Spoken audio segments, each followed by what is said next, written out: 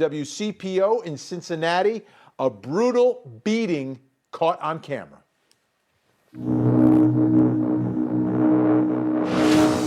Springdale police say the attack happened Monday around 11:30 a.m. in the parking lot of the Walgreens on Northland Boulevard.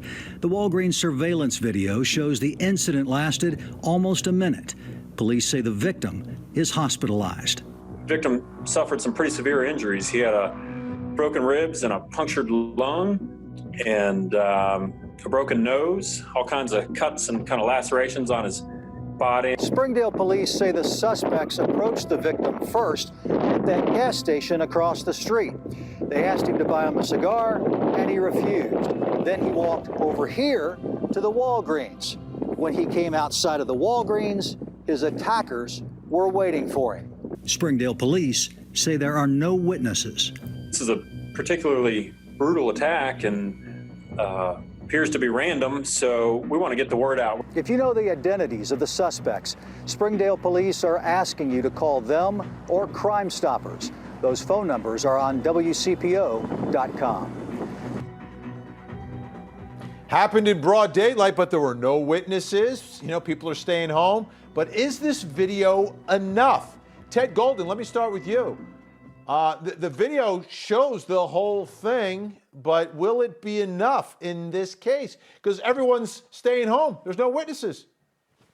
Well, you know, we're creatures of habit, so I would think that more than likely those guys have been hanging out in that location before, over across the street at the CVS and at the Walgreens, so the gas station, rather. So I would go back and look at the previous videos from those two locations to see if we could spot them again and get a better picture of their faces.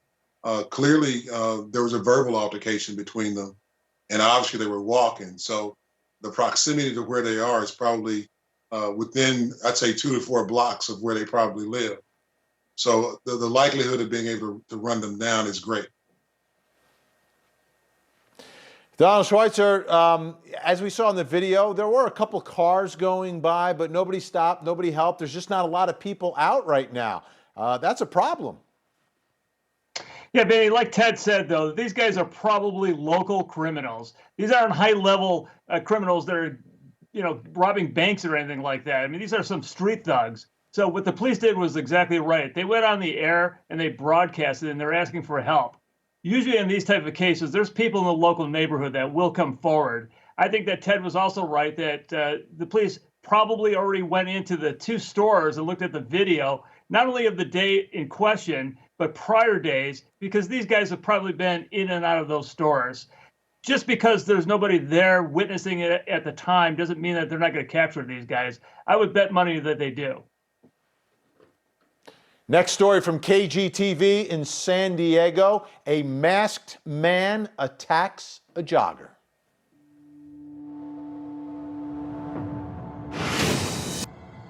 An experienced runner, Charissa Sosa, decided to go on a run Friday night just before 6 on the Sweetwater Regional Trail. Her first time on the trail. Just had a lot of built-up energy with COVID going on. Not far from the trailhead, she says a man wearing a dark hoodie and a surgical mask walked toward her as she ran past. We made eye contact and nodded at each other. Less than 2 minutes later, she took a left before realizing the trail dead-ended. The moment that I turn around, the same guy with the brown pants and the hoodie and the mask is coming at me with a gun, pointing it to my head, walking really fast towards me and says, "Get down, get down." It took a moment for Sosa to process what was happening. Still wasn't on the ground, and he cocked the gun back. And it was very close to me. When she went to the ground, he told her to turn around, facing away from him, and she did. I look back, and with one hand, he has the gun pointed at me, and with another hand, he's like about to take off his pants. And I just said, in my head, like, this is not happening right now. And I think I screamed and I ran at the same time. She kept screaming as he ran the other way. She called 911, but a helicopter search turned up nothing. Days later. Very shocked and emotional. A shaken Sosa warning of a masked predator following COVID guidelines. I think that he took advantage of this situation that he would not be identified. She also believes he may be targeting women who are trying to follow social distancing and running alone. I feel like he's going to really try it again and get away with it. He's going to try to get away with it. So here's a question. Are social distancing and these protective masks actually making some of us more vulnerable? Donald, what do you think here? Well, let's start with that premise, because people are going out by themselves, not in groups, running by themselves. They need to get out, and you're coming across people that are wearing masks. Yeah, I think it makes people more vulnerable. You have to say that number one is that you can't tell the bad guys from the good guys when everybody's wearing a mask. The other thing is that it's very hard to identify people when they've got half their face made up. But I'd say that in this particular case, running alone in those areas could be dangerous as well. There are a lot of instances here in California where single women are running out in the mountains by themselves, and you've got these characters that are out there. So that's a dangerous incident. Thank God that that woman was athletic and she had the sense to get up and run away, because it could have been really bad for her. Now, the police said that they went and they had a helicopter up in the air. What they should have done is gone in there and looked for some DNA evidence. This character might have left behind a soda can or something like that to be able to capture him. But fortunately, this woman's going to give a composite of his face, and hopefully they'll be looking for something very similar like that in the area.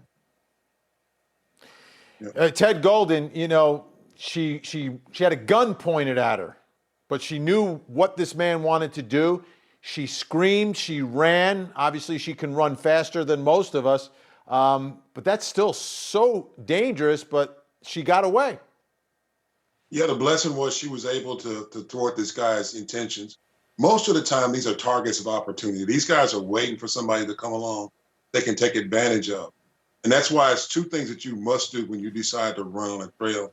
Number one, don't go by yourself. Always take somebody with you. And number two, familiarize yourself with the trail before you go to it. There are maps almost always of any trails that exist, especially if they're frequently traveled trails or part of a park system. And they can show you where the end of the trail is and how to get around it. So those two things that she should have had. And also take your cell phone with you, because that's a tracking device and it can help to find you if something happens. Yeah, these are different times, Donald, and people are adapting, but it seems like the criminals always are one step ahead, adapting a little quicker, figuring out how they can take advantage of the situation. Well, you know, you hear that a lot, Vinny, but I'm going to tell you right now that through the years, criminals have had it harder and harder because of the technologies that we have. So like I said, you know, a criminal 30 years ago would be more likely to escape justice in a situation like this than now, because they're likely now to be able to find some type of DNA evidence, cameras and things of that nature. So I personally don't believe that they're any smarter now than they've ever been. I think that they're actually behind right now.